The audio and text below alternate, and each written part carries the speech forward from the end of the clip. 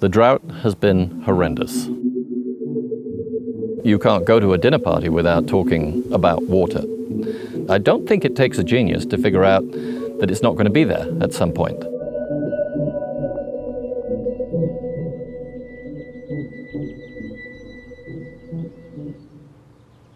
My name is Philip Hart, and I'm owner and winemaker of AmByth Estate in Templeton, Paso Robles, California.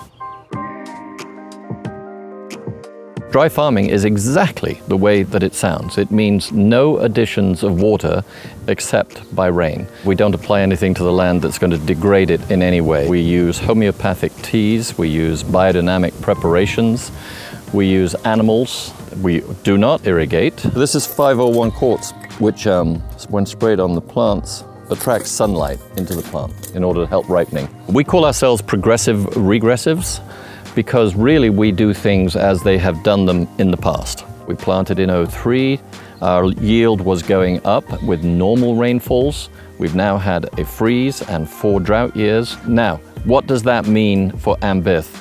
The answer is yet to be discovered. We are a grand experiment. Farming is a very difficult business. Growing things, it's quite tricky. Dry farming is being self-sustainable. What does that mean? With the soil that I have, with the weather that I have, I will produce something.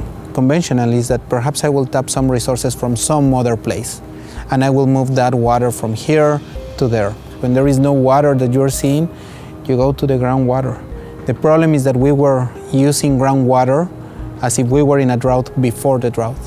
That was really the problem on California. Everybody sees the typical vineyard, you know, the rows. I don't think a vineyard should look like that. These vines, of course, have got to live in pretty desert-like conditions, even with normal rain. And so their root systems are out here, traveling out and down. And if we had tightly compacted vines in these conditions, they just wouldn't grow, because there's just not enough water. We don't have any drip lines out there that we can turn on should we feel we need to.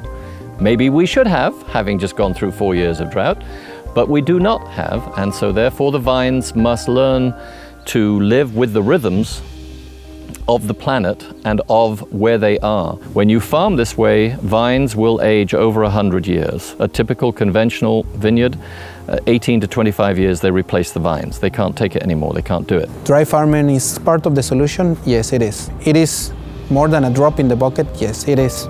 It's not the silver bullet.